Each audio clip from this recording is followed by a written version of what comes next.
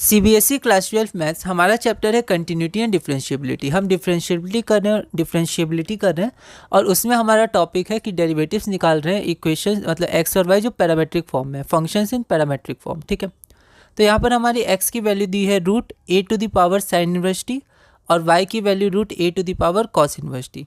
तो हमें शो क्या करना है कि d y by d x is equal to minus y by x. यह क्वेश्चन ऑल इंडिया 2012 में 4 मार्क्स का पूछा गया था। एक बार आप इस क्वेश्चन को ट्राई करिए, फिर हम लोग आगे बढ़ते हैं। अब आंसर भी हमारे पास गिवन है, तो x क्या हो गया root under a to the power sine inverse t और y हो गया root under a to the power cos inverse t. हमें शो क्या करना है कि d y by d x is equal to minus y by x, तो हमने शो लिख दिया। अब दोनों क्या है, x और y t के रेस्पेक्ट में दिए, t के फंक्शन है, तो हम लोग t के रेस्पेक्ट में डिफ्रेंशिएट करेंगे और फिर आगे बढ़ेंगे जैसे बढ़ते हैं। कभी थीटा के रिस्पेक्ट में होता है, कभी टी के रिस्पेक्ट में, है ना। तो ये सब हम उनके रिस्पेक्ट में डिफ्रेंशिएट करते हैं जो थर्ड वेरिएबल होता है और फिर आगे बढ़ते हैं। एक्स क्या हो गया root under a to the power sine inverse t from given, differentiating both side with respect to t, तो d x by d t is equal to d of root under a to the power sine inverse t by d t, है ना। अब ये root x है, तो root x का क्या होता है 1/2 रूट एक्स, तो यहाँ पर root a to the power sine inverse t का हो जाएगा 1/2 root under a to the power sine inverse t. फिर चेन रूल के अनुसार a to the power sine inverse t का होगा। अब ये हो गया a to the power x, तो ए एक्स लॉग ए, तो a to the power sine inverse t log a. अब फिर यहाँ पर एक्स क्या है साइन इनवर्स टी, तो a to the power x में एक्स साइन इनवर्स टी है, तो अब साइन इनवर्स टी का होगा यूजिंग चेन रूल। तो साइन इनवर्स टी आपका क्या हो गया 1/√1 माइनस टी स्क्वायर, तो d x by d t आपका हो जाएगा root under a to the power sine inverse t into log a divided by 2 times root under a minus t square. इसको हमने इक्वेशन नंबर 1 मान लिया, है ना। अब इसी तरह हम क्या करेंगे d y by d t निकालेंगे, तो हमारा वाई क्या था root under a to the power cos inverse t from given. ठीक है, differentiating both side with respect to x. देखिए यहाँ पर गलती हो गया, यहाँ पर जनरली हम लोग एक्स लिखते हैं, तो यहाँ गलती हो गई, यहाँ मार्क्स कट हो सकते हैं क्योंकि टी के रिस्पेक्ट में डिफ्रेंशिएट करना है, यहाँ टी होगा, है ना, ध्यान दीजिएगा।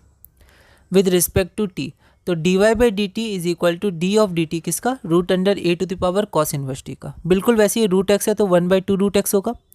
फिर यहाँ पर एक्स की जगह a to the power cos inverse t है, तो a to the power cos inverse t का डिफ्रेंशिएशन होगा।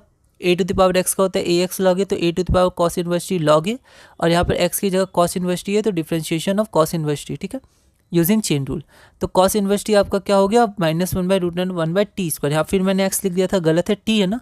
तो हम लोग को कंसंट्रेशन करना है, हल्का से भी इधर उधर कुछ हुआ हम लोग इसको नहीं सोच पाए उस समय, तो हाथ वही लिख देगा जो हम लोग की प्रैक्टिस है। कई बार ऐसा होता है, तो आप यहाँ पर लिख दीजिएगा अपने नोट्स में ताकि आपको याद रहे मैं ऐसी गलती करता हूँ, तो बस मुझे अब नहीं करना है ना।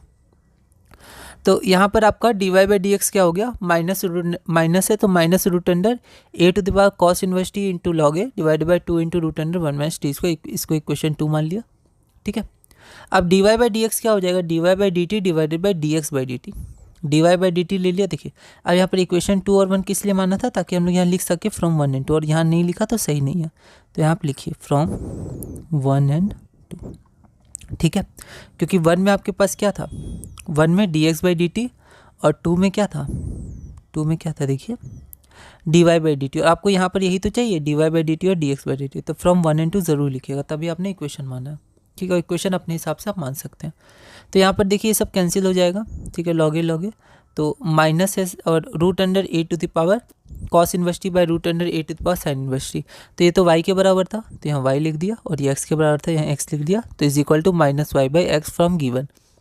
तो हमारा d y by d x क्या हो गया minus y by x hence shown, क्योंकि हमने लिखा था टू शो, अगर प्रूफ होता तो लिखते हैंस प्रूफ्ड, है ना।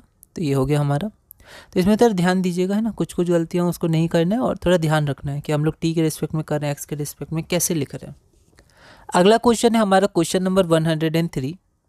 If x is equal to a theta minus sine theta and y is equal to a 1 plus cos theta, then find d y by d x at theta is equal to π/3।